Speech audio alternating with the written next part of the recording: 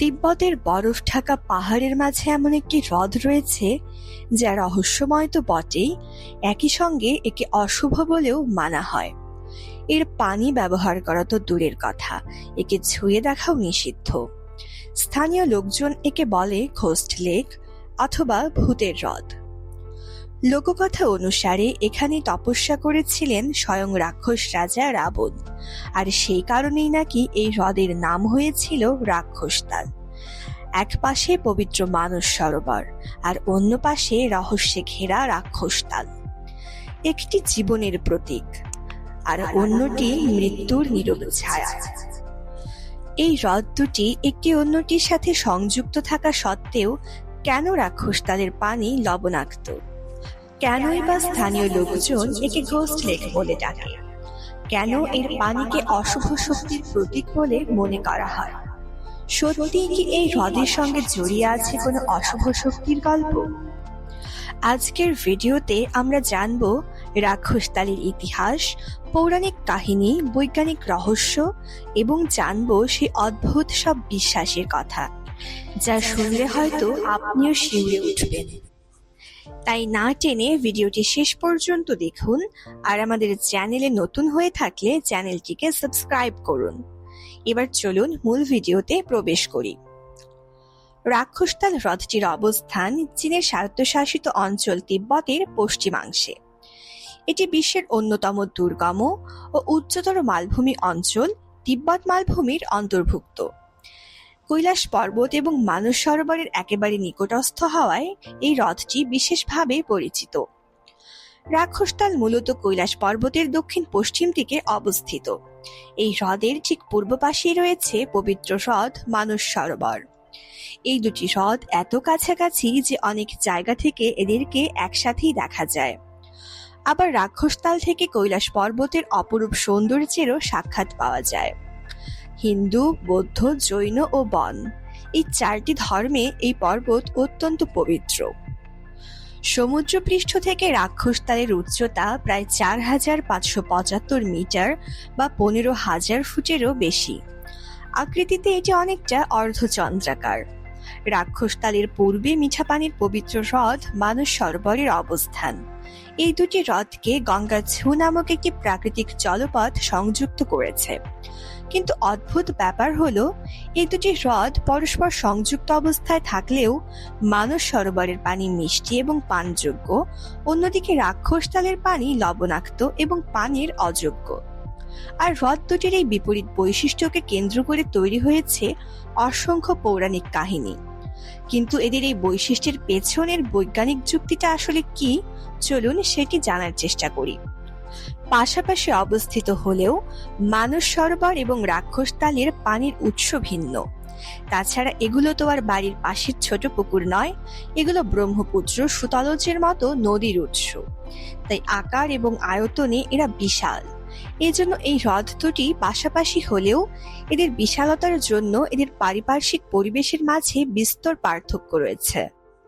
প্রথমত, মানস সরোবর তার চারপাশের বরফ ও হিমবাহ থেকে প্রচুর মিঠা পানি পায়। নিয়মিত নতুন পানি প্রবেশ করায় লবণের ঘনত্ব কম থাকে, তাই এই পানি তুলনামূলকভাবে মিঠা। অন্যদিকে রাক্ষসতাল একটি তুলনামূলকভাবে বদ্ধ হ্রদ, যাকে পানি বিজ্ঞানীরা বলে থাকেন ক্লোজড বেসিন। অর্থাৎ রাক্ষসতালে পানির সরবরাহ কম, ফলে পানির প্রবাহ এবং নবায়নও কম। আবার আবহাওয়া শুষ্ক হওয়ায় এখানে বৃষ্টিপাতও কম। একে তো মানস সরোবরের মতো হিমবাহ গলে বিপুল পরিমাণ পানি রাক্ষসতালে আসে না, অন্যদিকে বৃষ্টির মাধ্যমে যে পানির পরিমাণ বাড়বে সেটাও হচ্ছে না।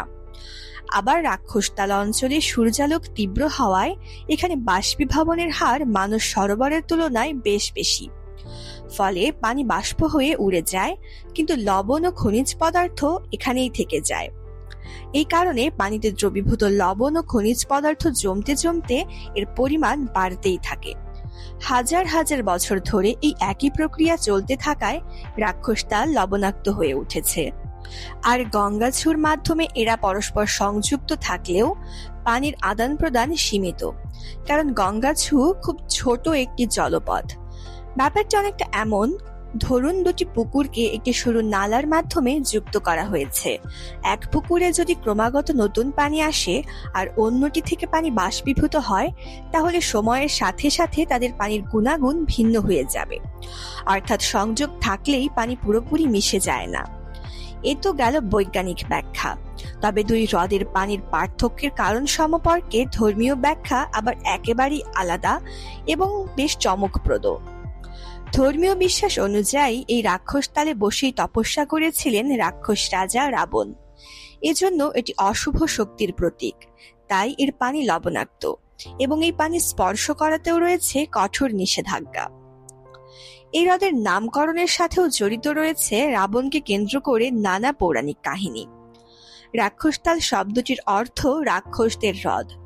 সংস্কৃত শব্দ রাক্ষস এবং তাল, এই দুটি শব্দ মিলে এই নামটি হয়েছে। হিন্দু পুরাণ অনুযায়ী রাক্ষস রাজা রাবণ এখানে তপস্যা করেছিলেন বলেই এই হ্রদের নাম হয়েছিল রাক্ষসতাল।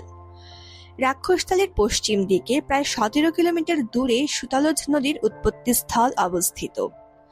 এই এলাকার প্রাকৃতিক বৈশিষ্ট্য তিব্বতের শুষ্ক ও ঠান্ডা পরিবেশের মতো, কারণ এর অবস্থানও তিব্বত মালভূমিতে। এর চারপাশে পাথুরে পাহাড়, লালচে বাদামি শুষ্ক ভূমি এবং বরফ ঢাকা পর্বত। অতিরিক্ত উচ্চতায় অবস্থিত হওয়ায় এখানে গাছপালা খুব কম, ফলে এই অঞ্চলে অক্সিজেনের পরিমাণও অনেক কম। হ্রদের কালচে গাঢ় নীল রং একে আরো রহস্যময় করে তুলেছে। শীতকালে এই হ্রদ পুরোপুরি বরফে ঢেকে যায়। রাক্ষসতালের পানি লবণাক্ত হওয়ায় সেখানে মাছ বা জলজ প্রাণী খুব কম দেখা যায়। এখন প্রশ্ন হচ্ছে, কেন রাক্ষসতালকে অন্ধকারের হ্রদ বা ঘোস্ট লেক বলা হয়? পৃথিবীর অন্যতম নির্জন এবং উচ্চভূমিতে অবস্থিত হওয়ায় স্বাভাবিকভাবেই এখানে একটি রহস্যময় নিস্তব্ধতা তৈরি হয়েছে। কৈলাস ও মানস সরোবরের মতো ধর্মীয় স্থানের পাশে অবস্থান এই রহস্যকে আরো হাওয়া দিয়েছে, ফলে তৈরি হয়েছে নানা পৌরাণিক উপাখ্যান। পাশের মানস সরোবরের পানি মিঠা হলেও রাক্ষসতালের পানি লবণাক্ত। এই অদ্ভুত ভৌগোলিক বৈপরীত্য এই হ্রদকে মানুষের কাছে একটি অশুভ সত্তায় পরিণত করেছে। হাজার হাজার বছর ধরে এসব কারণ মানুষের ভেতরে এক অদ্ভুত ভীতি তৈরি করেছে এবং রাক্ষসতালকে ঘিরে তৈরি হয়েছে নানা রহস্যময় কাহিনী।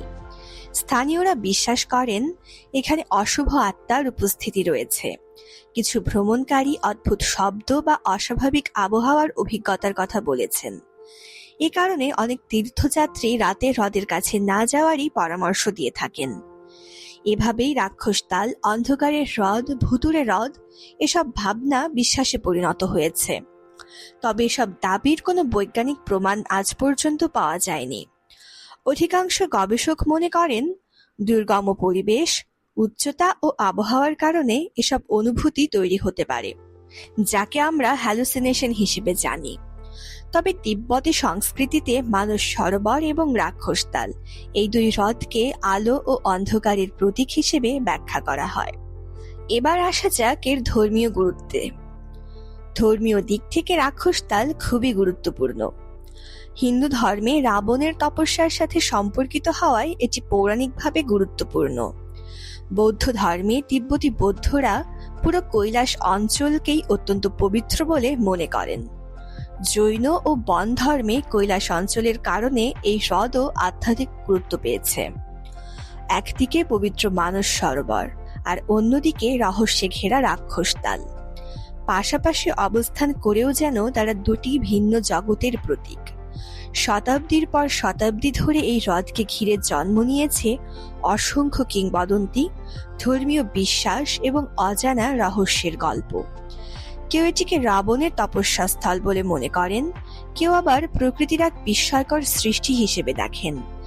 তবে বিশ্বাস আর কিংবদন্তির আড়ালে একটি বিষয় স্পষ্ট, রাক্ষসতাল আজও বিশ্বের অন্যতম রহস্যময় হ্রদ, যা গবেষক, পর্যটক এবং রহস্যপ্রেমী মানুষদের সমানভাবে আকর্ষণ করে চলেছে। আপনার কি মনে হয়, রাক্ষসতাল কি শুধুই একটি লবণাক্ত হ্রদ, নাকি এর সাথে জড়িত রয়েছে কোনো প্রাচীন রহস্য? আপনার মতামত কমেন্টে জানাতে ভুলবেন না। ভিডিওটি ভালো লাগলে একটি লাইক দিন, বন্ধুদের সঙ্গে শেয়ার করুন এবং এমন আরও রহস্যময় ইতিহাস, অজানা তথ্য ও সত্য ঘটনা জানতে আমাদের চ্যানেলটিকে সাবস্ক্রাইব করে পাশে থাকা বেল আইকনটি অন করে রাখুন। আজকের মতো এখানেই বিদায় নিচ্ছি। সবাই ভালো থাকবেন, সুস্থ থাকবেন।